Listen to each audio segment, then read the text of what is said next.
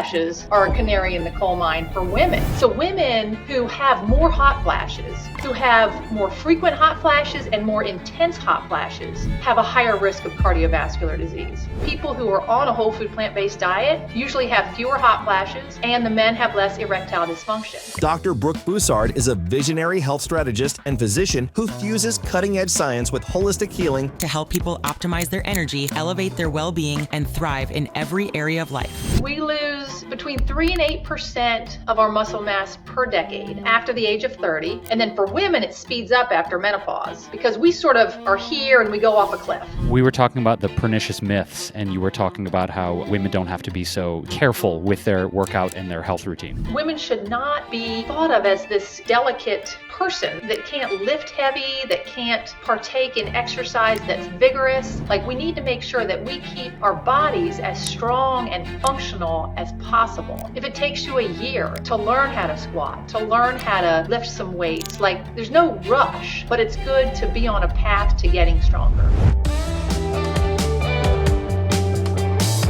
Welcome everyone to the Switch for Good podcast. Here we are 2 weeks later. How are you guys liking that we're only here twice a month? I don't know. Let us know.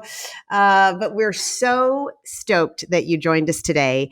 And especially our longtime listeners are going to be happy because we have a extraordinary, excellent guest with us. So it's not going to be me and Jay just shooting the shit. We're gonna dive into a awesome topic that really does not get enough attention and needs it. So I am going to introduce Dr. Brooke Bussard to you, and then we are going to have a magical conversation and learn so much. So we're all aging, right? Yes, we are. I'm pretty sure we're all aging in the same direction, and no one's probably beating the clock.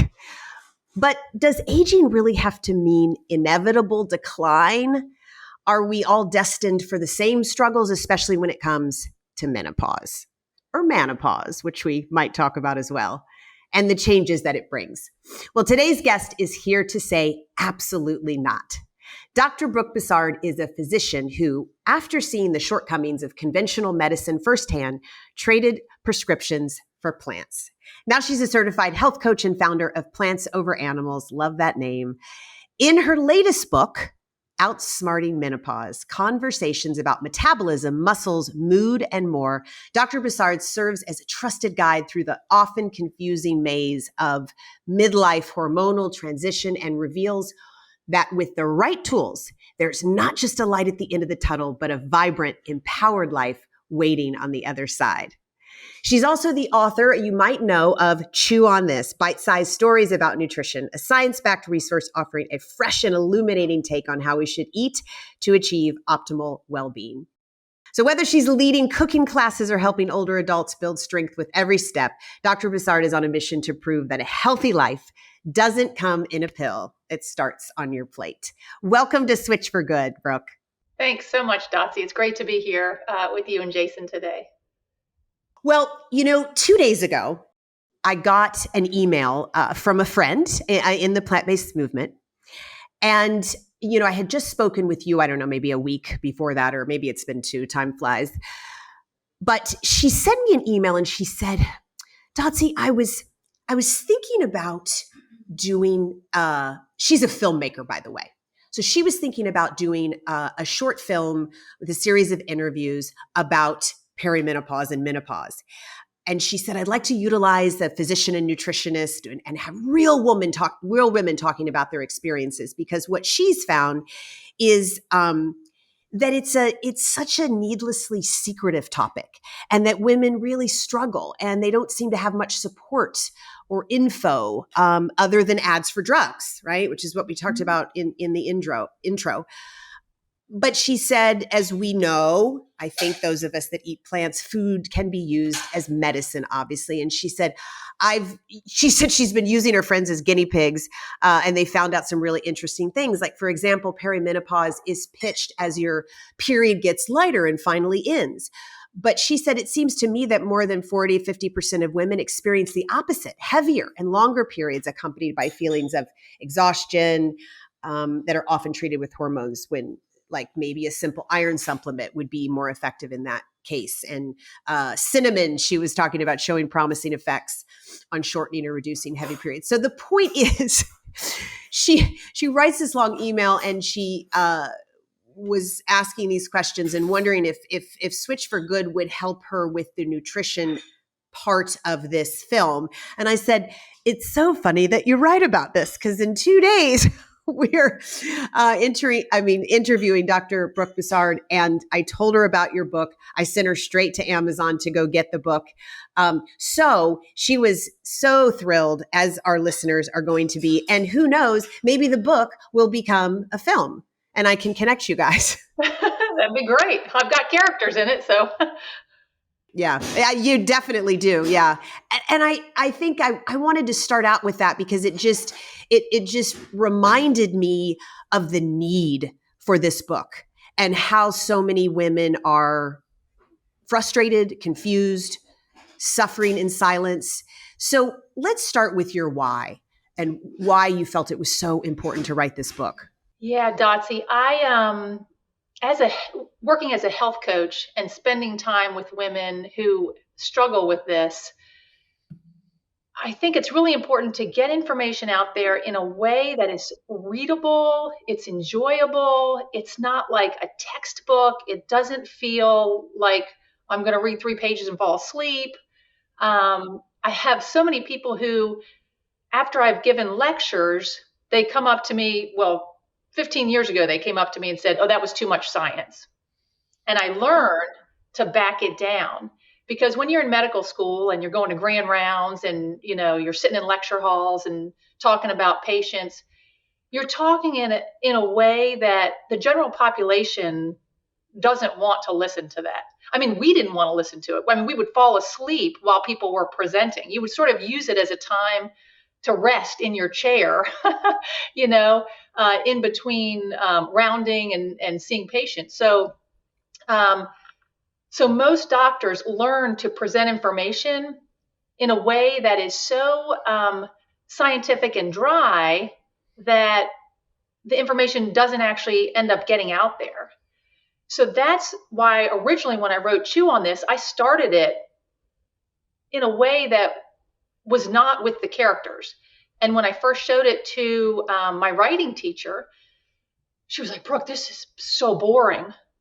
And I said, "Oh gosh, I don't mean to make it boring. Like, I find this stuff fascinating and I want to share it." And okay. And I went back to my desk and I started to recreate. And I thought, you know what? I'm just going to tell the story the way I would be talking to my clients. And I'll be one of the characters who has a little bit more information than the other characters and bring it to life just as a general conversation. And that's why, that's how I wrote the book. And the why is, I wanted to have information out there that, people enjoy reading. That's a good sales pitch too, because it just sort of cuts to the chase. Like, we're really going to get information that we can apply in an interesting and fun way. And I don't know, some of us need a little bit of a dumb down from the doctoring, right, way to explain all that you've explained so much in the book. I'm going to toss it over to Jason to ask a question after I get my hot flushes question in, because I'm very selfish on this podcast and I zone in on things I'm struggling with. And I feel I've been on Depo-Provera for over 20 years. So, haven't had a cycle in over 20 years. I always say I did it because my cycle was messing with my cycling career. Mm-hmm. So on Depo, I always say I feel like a dude, right? Like, I don't have there's no monthly anything. There's just nothingness. And it's just super wonderful for me. It's worked well for me. And I've been wondering, how am I going to know when I hit menopause? My gyno's like, "Oh, you'll know," is what she said to me. And I was like, "Oh shit. Okay. What is this going to be?" And the only thing that I've noticed at all is just, is not hot flashes, but just feeling like I'm 800 degrees in the middle of the night.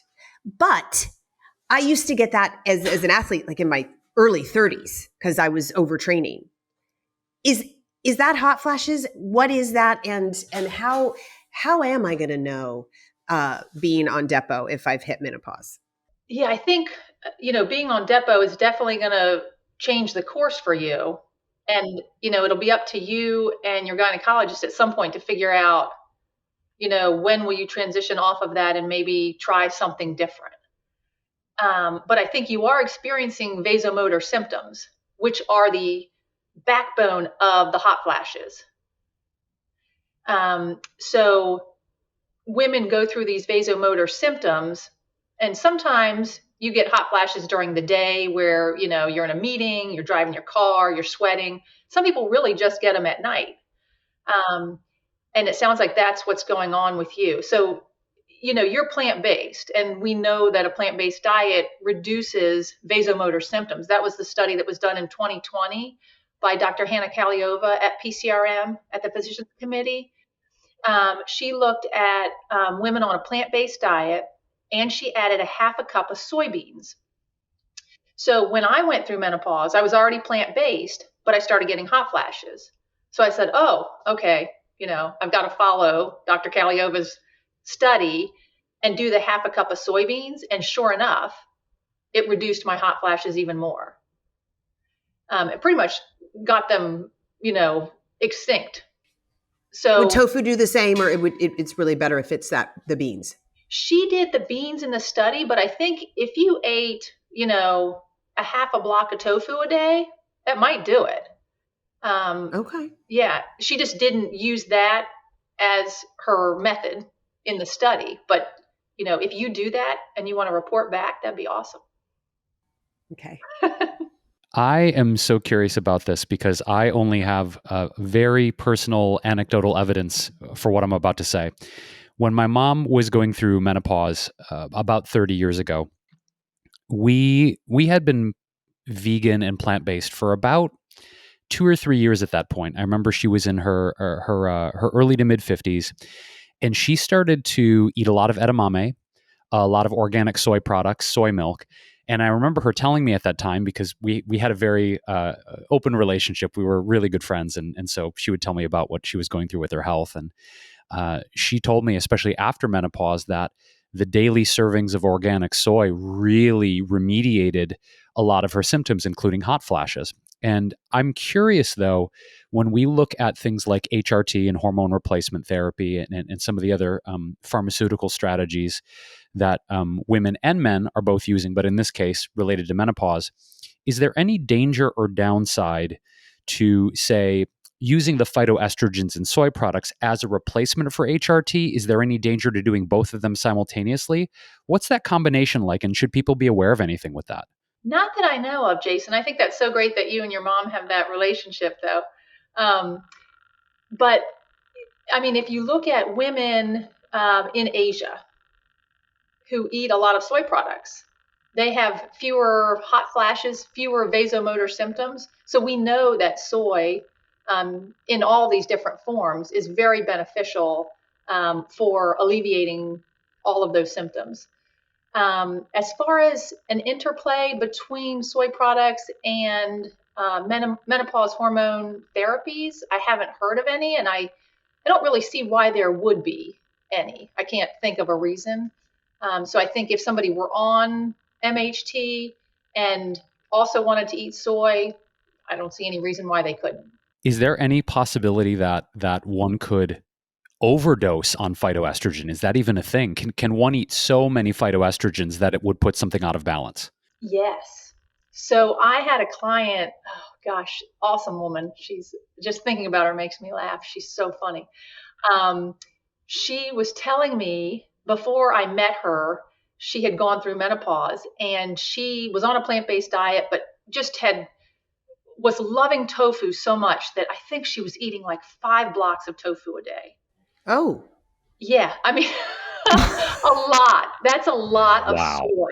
Yeah. And she ended up with fibroids in her uterus. And her physician said, I think that's from all of the soy foods that you're eating. And I don't think there's probably any research that has documented this, but in this, N of 1 case, it's probably the reason why she got those fibroids and started bleeding after she had gone through menopause. Yeah. So I do think there's an upper limit, but there's an upper limit really with everything, essentially. Yeah. Yeah, you eat too many tomatoes. I mean, it's it's just too much of a good thing. It's a real thing. What's the root cause of hot flashes, and what are they signaling? We're kind of learning how soy helps to mitigate, but I don't even really know what they are and why the body reacts that way during menopause. Well, it's interesting. There are estrogen receptors all over our body. And it's so weird to think that, I went to medical school and I didn't know this. But growing up, I always just thought estrogen was the reproductive system and that was it. But it turns out we have estrogen receptors everywhere, including our blood vessels. So once you go through this, hormonal fluctuation where estrogen and progesterone, they're just going crazy, but on a downhill slope, they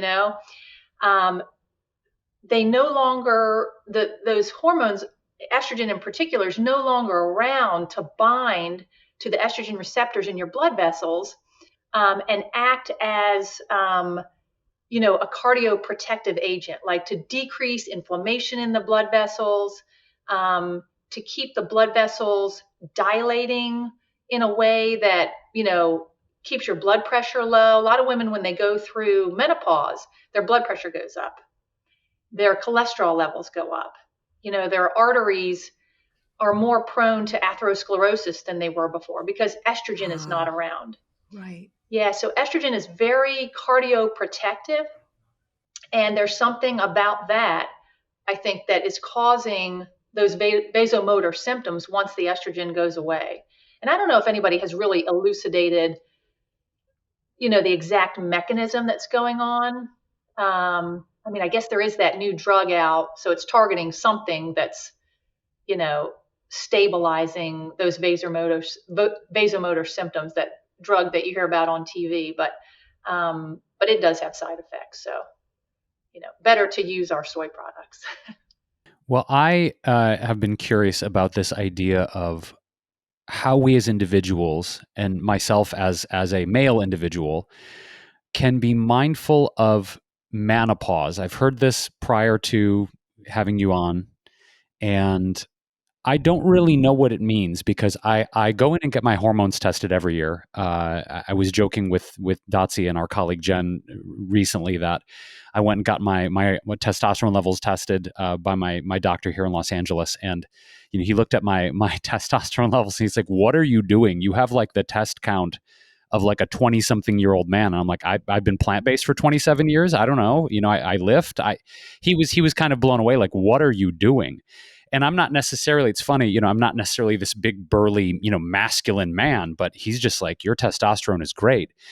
I'm curious, what is menopause for men? What do we need to be mindful of as we age in terms of our hormone levels? What have you seen? Please elucidate me so I can maybe have a good model as I'm going to be hitting 50 soon and maybe need to pay closer attention to this. Well, I think you probably are the model, Jason, because we know. Oh, he's going to get a big head. Well, we know that, one of the biggest issues as we get older is sarcopenia, the loss of muscle mass. We lose between 3 and 8% of our muscle mass per decade after the age of 30. So the decade of 30 to 40, 40 to 50, we may have lost 10% by then. And then for women, it speeds up after menopause because we sort of are here and we go off a cliff. Estrogen we were making estrogen, then we don't make any more estrogen. For men, it's more of this, a slow, steady decline in that testosterone. But when we're strength training and when we're exercising and maintaining that muscle mass, this helps mitigate all of the downstream effects of losing those hormones. So those hormones were important for stimulating the muscle for strength and for power and hypertrophy and then all the things that muscle does for us, which is uptake of glucose, insulin sensitivity. Exercise is an anti-inflammatory. It's great for the brain. You release brain-derived neurotrophic factor and lactate. and you help prevent dementia.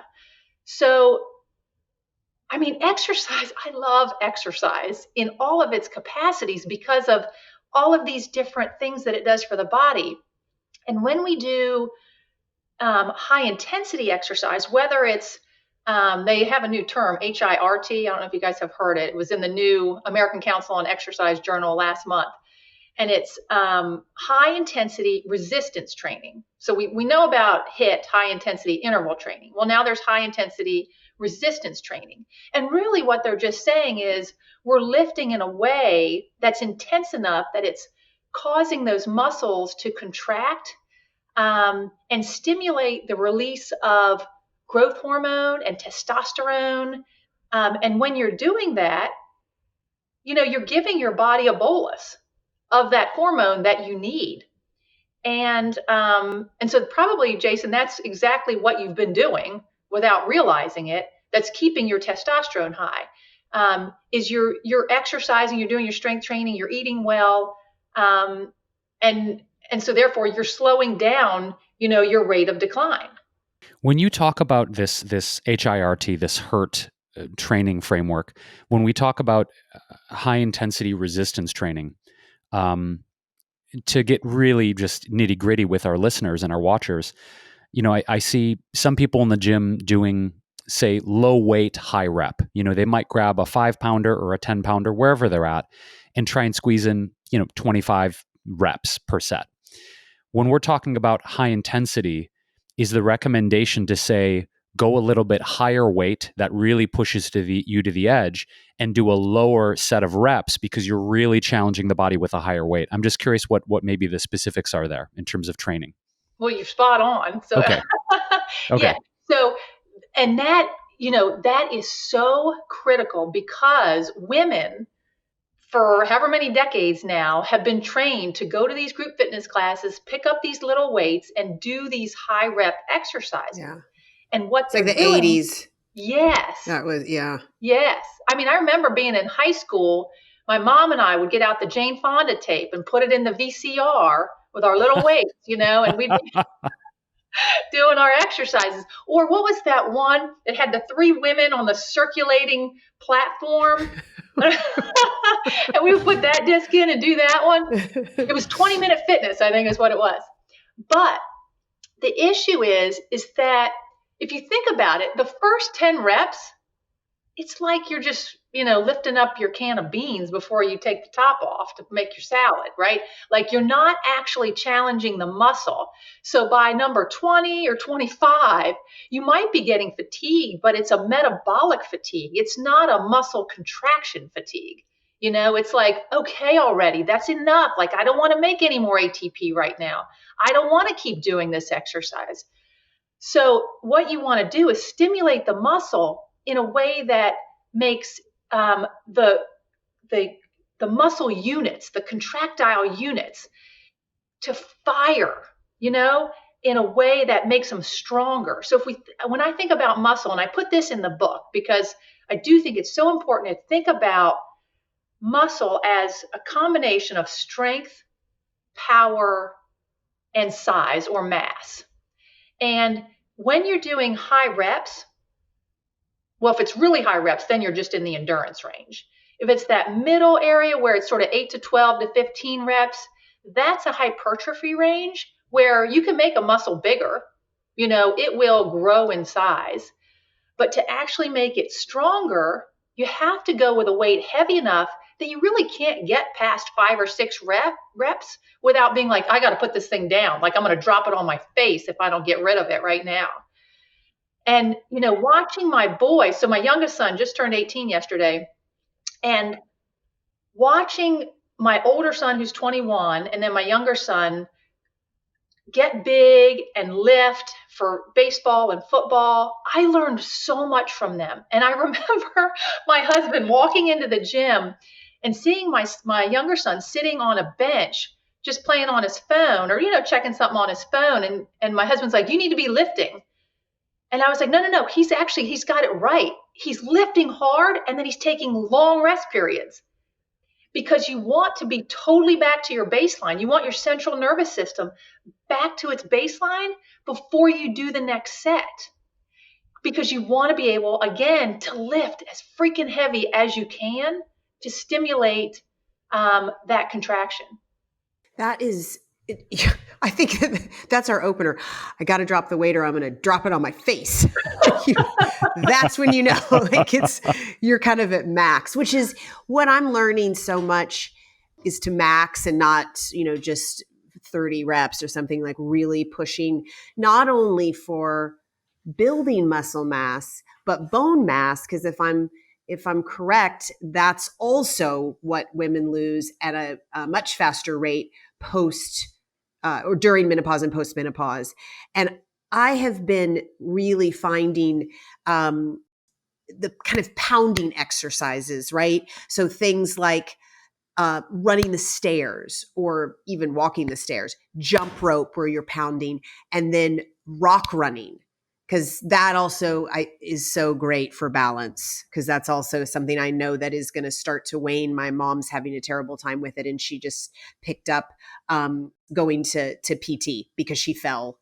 And it was like, okay, no, we got to get this back in order. So keeping those balancing, but bone mass, right? That's another thing that needs that heavy weights and pounding. Totally, Dotsie. So I'm so glad you talked about the rock jumping. I never really thought about that, but when I travel out west, I love to go hiking, and my boys, they love to jump from rock to rock to rock. And we do these things sometimes where we're on the trails, and it's like, how far can you go before you have to hit dirt again? You want to try to stay up on the rocks. And I didn't think about it till you just said that, but that is awesome for bone strength, because you want a multi-directional stress through the bone. Because we have found out that just running isn't stimulating enough, because it's the same plane, it's the same direction, it's the same force through the bone over and over again.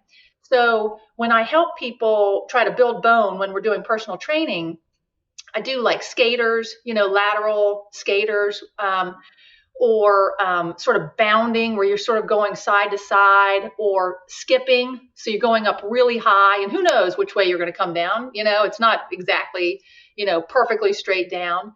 But you're totally right in that the resistance training, when you're lifting super heavy, the muscle is attached to the bone with a tendon, right? And when that tendon tugs on the bone, it's like, hey, it's a nice stimulus. Hey, I need you to get stronger. But if you're using a weight that's too light, it's like, oh, pull, pull, pull, yeah. Right? Yeah, like we want to tug on that bone in order to create the stimulus. Like, hello, wake up in there. I need you to get strong. Build yourself. Build yourself, right? And it's so true, Dotsie, that when you're in menopause, again, estrogen receptors all over the place, they're in the bones too. And the estrogen receptors that are on the bone, they're important for regulating osteoclasts and osteoblasts, which are the two types of cells that the osteoclasts break down bone and the osteoblasts build bone. So I always think B for build, osteoblasts. And I think about these bones as like construction on the highway, because, the road starts to break down and you need to repave it. So you've got bone breaking down and you've got bone that's building up at the same time constantly. We're constantly remodeling our skeleton in order to keep it as strong as possible. And so when we lose that estrogen, we lose the balance of those two cells. And it's like when the estrogen goes out of town, it's like when somebody's parents go out of town and they decide to throw a party. So the osteoclasts go in there and they're like, woohoo, mom's out of town. Let's tear this bone up like crazy. And all of a sudden, women lose, 5 to 10% of their bone mass during that menopause transition, because of the estrogen is not there to say, hey, quiet down. We can't be tearing all this up. That's a significant amount of bone loss. Like that's deeply concerning. I wanted to jump back to two other health factors here that I think are important to touch on. I was reading that there are some foundational commonalities between hot flashes and erectile dysfunction, which I know is something that men as they age start to struggle with for a variety of psychological or biological reasons. I had never heard this before, and I'm very curious, what is this link? What is this commonality? And is there a solution for men and women for menopause and ED? And what is that? This is kind of blowing my mind. Jason, this is like the best question I've ever gotten. Wow. Okay. Yes. It's so funny that you say this. I was actually thinking about this the other day. I was in my car, and I always talk about ED, and it's the canary in the coal mine, and it's a great way for men to know that they might have cardiovascular disease. Well, it turns out that hot flashes are a canary in the coal mine for women. So women who have more hot flashes, who have more frequent hot flashes and more intense hot flashes, have a higher risk of cardiovascular disease. Yeah. So it's a great indicator to say, evaluate your cardiovascular health, see what you can do to improve things. And what's interesting is that people who are on a whole food plant-based diet usually have fewer hot flashes, and the men have less erectile dysfunction. So it just all goes back to like how impactful our nutrition is on our blood vessels, and then that just extrapolates to all of these other areas. Well, in terms of blood flow, I know, Dotsie's a huge fan of beets, and she's always proselytized about nitric oxide and things that are, vasodilators, really get that blood flowing. In this case, whether it's ED or menopause, are vasodilators or any natural plant foods that have high amounts of nitric oxide beneficial in this capacity? Sure. Okay. Sure. Anytime you put nitric oxide in the system, the cells have a chance to respond to it. And it's the same as when, somebody's got chest pain and they go to see their doctor, and the doctor says, okay, well, it's just happening, when you're climbing the stairs or when you're, mowing the lawn. Let me give you these little pills to take, to try to open things up. And that's nitroglycerin. And when you swallow it, it turns into nitric oxide. So you're just using the food instead of the pill to create this compound that has an effect at the cellular level to cause dilation of blood vessels. But the problem is that if the blood vessels are damaged enough and they're stiff, and a lot of those cells, aren't available to dilate because they're involved in atherosclerotic plaques and things like that, that's where the real danger lies. There's so many things that touch that our hormones touch and change and make different. And it seems like plants are just a really excellent mitigator for some of these situations, like the feeding our wonderful 3 or 30 trillion. I feel like some doctors tell me it's 3 trillion gut microbiome. There's 30 or 50 trillion of, like, that's a lot of bugs in my gut. I'd rather there be less than more. But how does menopause impact the gut microbiome? And then how can we impact in a positive way menopause with what we feed our gut microbiome? Yeah, okay, I love that question, Dotsie, because when we go through menopause, our microbiome takes a hit. We lose some of those gut bugs because estrogen is involved in some of the digestive system where it goes through the liver, and then it's in the upper part of the GI tract, and then it gets reabsorbed into this enterohepatic circulation, and it's and that estrogen has an impact on our gut bugs, and when we lose it, we lose a bunch of our gut bugs. But we can feed the ones that we have and get them to multiply and, make their families bigger, right? And if we feed them the right things, then we will have families that help us and make awesome things like serotonin and anti-inflammatory compounds, the short chain fatty acids. So there are so many important things that our gut bugs do. So I always tell people it's helpful just to make sure you get enough fiber every day, make it diverse, the whole 30 different plants per week. I've got a plant point tracker on my website that's free. Anybody who wants to download it. It's where you just print it out and keep it on your kitchen counter and just keep track of, which plants you've eaten during the week and make sure you get to 30. Because at first it's like, oh, I'm really rolling along. And then you get to 20 and you're like, oh, I keep repeating the same plants over and over again. But there's some guys down there and gals who, might like to have a little bit more diversity. So, and it also just helps you focus on eating plants, because plants are the only source of fiber. Animal products, of course, don't have any fiber. I always tell people plants have fiber, that's their skeleton, and animals have bones, that's their skeleton. So we need that fiber because it gets through our digestive system down to the large intestines and serves as the food. And when people think about taking probiotics, they think, oh, my microbiome has suffered, I need to take probiotics. Those probiotics are just gut bacteria, and we have them. We just need to feed them better. So then the prebiotics are the fiber. And if we just make sure we keep putting in fiber, they will multiply. And we'll get the probiotics that are specific to us. If you take them in a pill, a lot of times they're not specific to your intestinal environment. And they might crowd out the guys who actually do a better job for you, but they were just down there. They just hadn't multiplied enough because they didn't have enough fiber. And now somebody else came in and, shoved them to the side. So it's better to think about what we have and feed them and get them to multiply.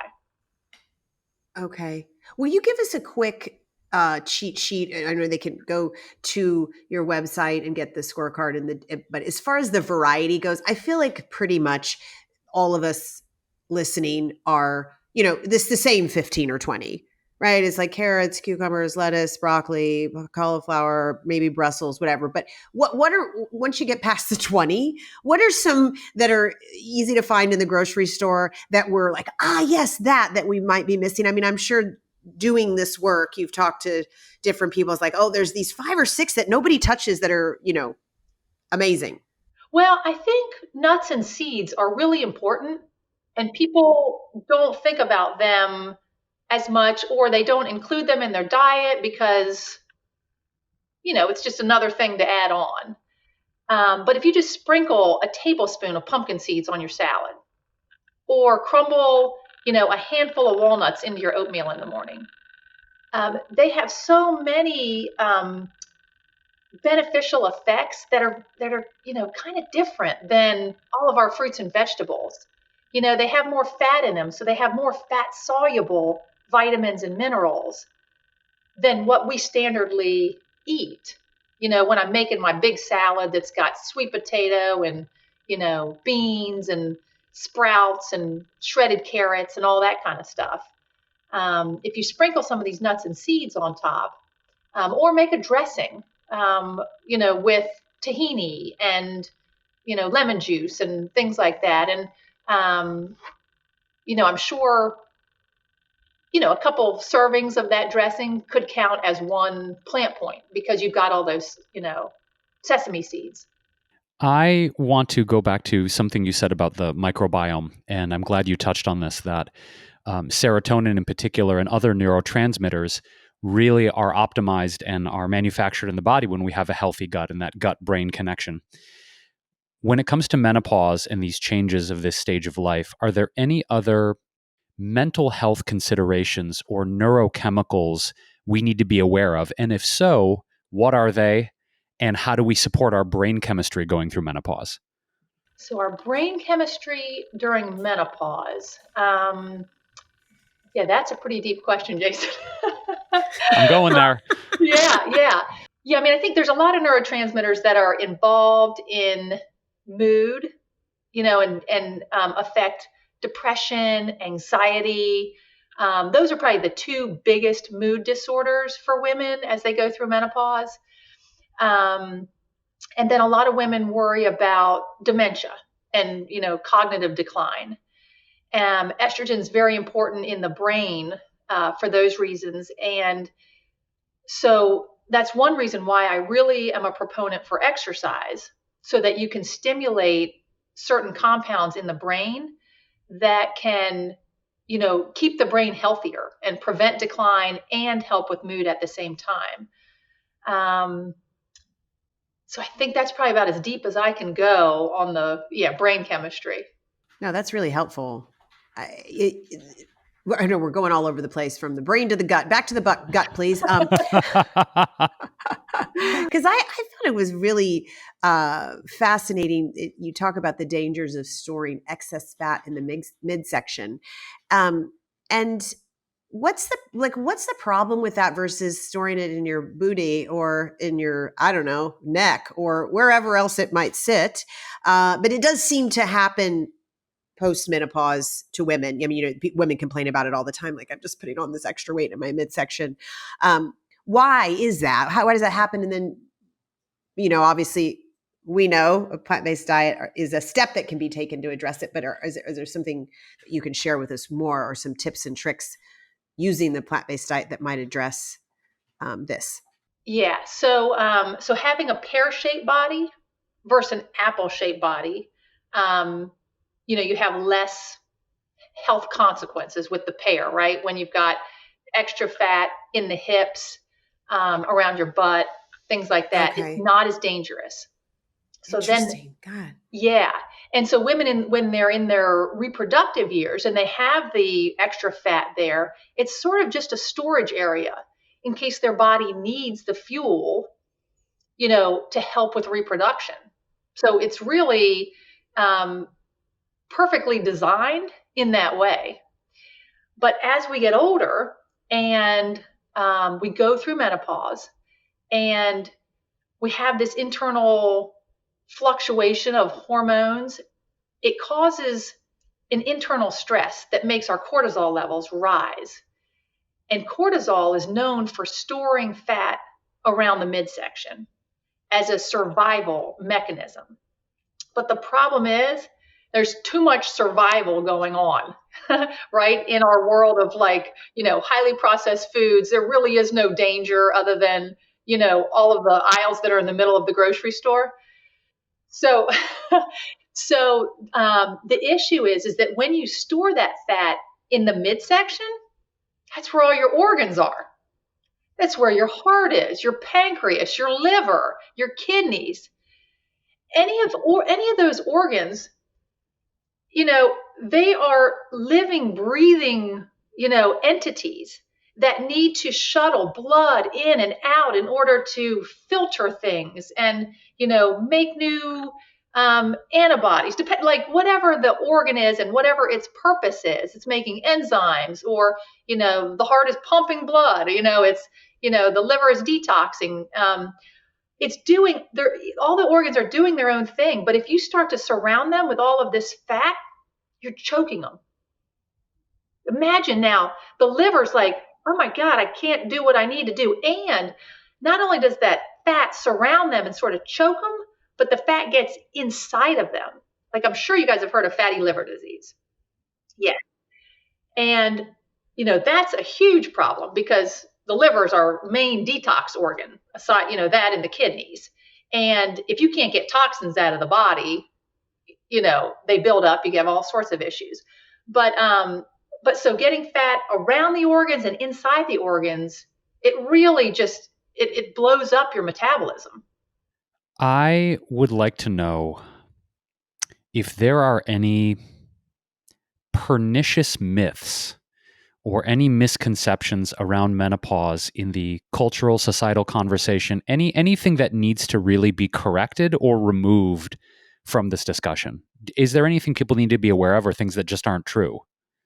Oh, I'm sure there's a lot. So many, yes. I guess one that I would say is that women should not be thought of as this, delicate person that can't lift heavy, that can't partake in exercise that's vigorous. Like we need to make sure that we keep our bodies as strong and functional as possible. Otherwise, we become frail. We become insulin resistant if we don't have enough muscle on our frame to, do something with glucose. I mean, I see that all the time. And yeah, we just need to, really be able to be strong and be active and, use our body. And I think, for people who haven't done any activity or who have low activity levels, don't worry that like you're not there. Give yourself the time to get there. Like if it takes you a year to learn how to squat, to learn how to, lift some weights, like there's no rush, but it's good to be on a path to getting stronger. I'm thinking about just our culture and the fear of aging that our culture definitely is entrenched in, and how that fuels the menopause industry. Let's say the drugs that are out there that are supposed to help mitigate the symptoms, just like I was speaking about at the top of the show, my friend emailing saying, it just seems like, oh, it's like, here's this drug or that drug. Mention a few of those drugs that you feel like women are being sold that they may not actually need if they were to address the menopause in X way. Some of it you've obviously been talking about, the exercise and the food, but anything else that comes to mind? I mean, I don't even know what the popular menopause drugs are. And, not that you're prescribing anything on the podcast, but there's frustration around it because, not everyone wants to just pop a pill, and maybe they shouldn't. Yeah, and I think, the most popular menopause drugs are, some form of estrogen plus or minus progesterone. And they can be oral, they can be topical, they can be creams that are absorbed transdermally. But, and they may be helpful for some women who have severe hot flashes. They may be helpful for women who have, particular issues that, they can't go to work really. There's women who quit their jobs because of these issues. And if you need something like that to help you through the transition, I'm certainly not opposed to that. But none of those drugs are going to take you the distance, right? Like they're not going to maintain your muscle mass. They're not going to maintain your bone strength. They're not going to maintain your cardiovascular system. They're not going to, do the things that nutrition and exercise do. Like those are two big rocks that you cannot substitute. And I think probably my biggest piece of advice for women would be to find a way to have those two rocks in your life and, and start wherever you need to start and make small changes, implement things over time until you get to a place where you feel like, okay, this is doable and I'm feeling stronger. I feel better. Because they're really not replaceable. If there's somebody listening to you, since you're a doc, who's feeling overwhelmed, maybe like, oh gosh, okay, I don't have to, restart how I'm thinking about this and doing it differently. Or maybe they've been feeling kind of confused or even kind of betrayed really by the system and then maybe even their own body. You're so good in the book on just taking people through a specific journey steps. Someone that's feeling that way, where should they start? Like what's number 1, 2, and 3 that you could suggest to folks? Okay, I would say number 1 would be to assess your diet and see where there's room for adding new things in, whether it's more fruits and vegetables or whole grains, or I'm a big fan of legumes. We know that the people who live the longest, healthiest lives on the planet eat a lot of legumes. So the legumes being lentils, beans, things that grow in a pod. So tofu would be in that category, just to clarify for everyone. So assessing your diet and figuring out what plant-based foods you can add in, because we know plant-based foods help with all of these things. And then, is there something you could take out? Is there something that you're not loving? You're just doing it because it's a habit. Could you take something out? And, just do week by week, week one. Okay, I'm going to eat 2 pieces of fruit this week, or I'm going to add, lentils to my salad twice this week. Just small, attainable goals, and then each week, add something new or take something out, and then do the same thing with exercise. Am I getting 8 to 10,000 steps a day? Am I going for walks? Am I getting fresh air and exercise? And then, once you have a good, base, if you haven't been doing much exercise, it's good to, I just think, start with walking. But if you're already have a base and you're ready to take on some strength training, you can do that. Again, you might need to find a program or a personal trainer or somebody to help you depending on what your level of fitness is. But you think about the movement patterns, which are pushing, pulling, squatting, hinging, and then single leg lunging. And then, say, okay, well, I can do incline push-ups on the countertop in the kitchen while I've got such and such on the stove, and, just little things like that. And eventually, start to build them all together, and, you'll end up with a program. But yeah, I think being easy on yourself and just saying, I'm not in a rush. There's no, I'm not racing a clock, right? Like, I'm just trying to get better today than I was yesterday. That whole 1% better thing, let me just get 1% better this week. I think that's such a good piece of advice, honestly. Everything you've shared has been so sagacious and useful. And that 1% better, though, is, I think, so crucial because for me, and many of my friends and colleagues, there feels like a level of overwhelmment in terms of, at times, going in for testing and looking at our biomarkers and the supplement routine and the exercise routine and the meal prep and being mindful of how much water we're drinking. And for me, it just becomes this sort of multi-layer approach of, and I take my health very seriously. It's a high priority, but there are moments where I think I focus so much on optimizing everything to the best of my ability rather than these incremental improvements. And I think that's such an important distinction because for those of us that are high achievers, if you will, or people that are success oriented, approaching our health in the same way is that mindset of like, I've got to do everything right now and be the best version of myself, which is a noble intention, but it can also feel so overwhelming. So Jason, and if you remind yourself that thinking that way is going to increase your stress level, increase the cortisol, not keep you in a parasympathetic state that you want to be in. So, the autonomic nervous system has sympathetic and parasympathetic, and the sympathetic is the fight or flight. The parasympathetic is the rest and digest. And I think like one big thing with menopause is that there's this shift to the sympathetic nervous system. You get too much of that going on.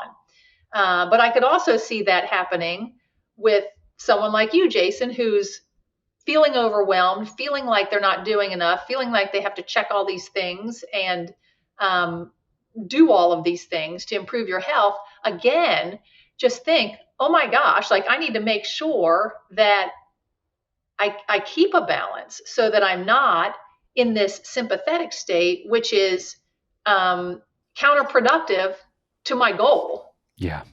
Yeah. Well said. Yeah. I feel like something to add to that, and I feel like I learned this mostly as an athlete and really apply it today, is people need to remember they're not the same every day, right? So gosh, we make these programs where we're going to do, like Jason was saying, all this stuff. I'm going to eat all this stuff and do all this stuff. And we don't have the same mind space every day. We don't have the same mood every day. We didn't get the same sleep last night than we did the night before. Just the movement of the earth, right? And our space on it is different every day. And so I think it's just really important to be able to check in with yourself. And there's a lot of people out there that are like, I don't even know what that means, right?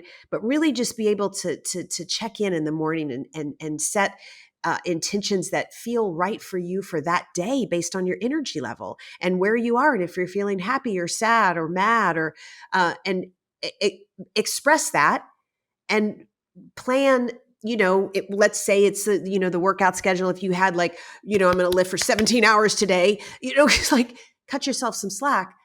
That's not right for today. It may not be right to do resistance training at all that day.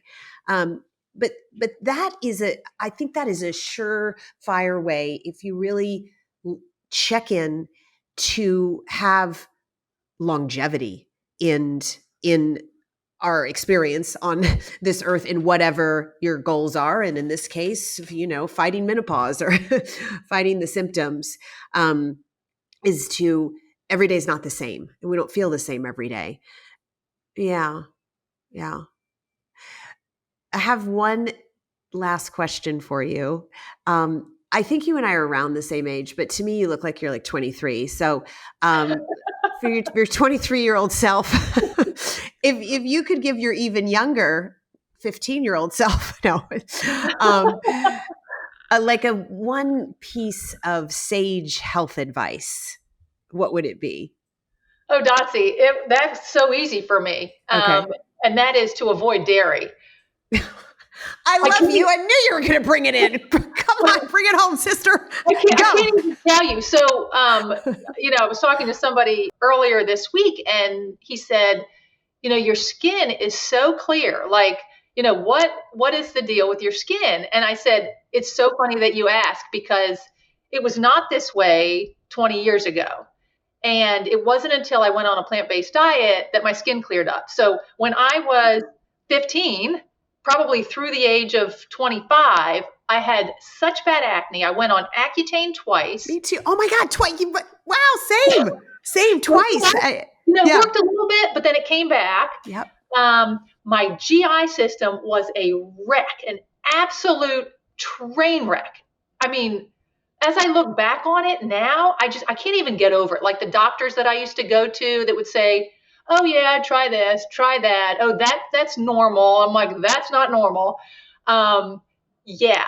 And it turned out like once I got rid of dairy, like all of that went away. So like if there was one thing to say to my 15-year-old self, and one thing that I say to teenagers and young 20-something-year-olds who I see struggling, it's get rid of the dairy first. Like, honestly, it is crazy to me. And, talking about bone health earlier just reminded me, like, it's so many people think bone health, dairy, like, and that's how I grew up too, right? Like once I got my driver's license and people are like, eat dairy. I'm like, oh, great. I drove to TCBY every single day after I got my driver's license as my dairy product, right? So, it's fascinating. There's so much more to bone health than dairy products or than calcium, and dairy really doesn't even have anything to do with it. Right. So, I just thought since I was coming on your podcast today, it was imperative to, mention that, because it is, it's the devil. It's the devil. Dairy's the devil. That's a good ending. That's just perfect. Yeah, it could not be more true. I know. And there's so many sources of calcium. Like they've just sold us like dairy is the only way. And it doesn't even hardly have any vitamin D in it, right? They put it in there because they're always selling the calcium and the D together. And it's like, no. The D, you put extra in there to reach the levels that they do. Because they're always saying fortified plant, and it's like, same as dairy. Well, it's pretty fortified with calcium too. I mean, I've seen those big, bovine calcium supplementation buckets that they pour into the cow feed, So supplemented, right? Yeah, I'm like, if you're just going to take a supplement, like just take the supplement. Don't have the cow take the supplement, and then you drink their milk. That's even better than what you said before. This is such a joy. So much intel here. So much for our listeners to dig into. I feel like we could talk forever about this, but I think so. We could do a round two. Okay. All right. Well, thank you. Yeah. Yeah. It's so good to be with you guys today. Learned so much. All right. Until next time.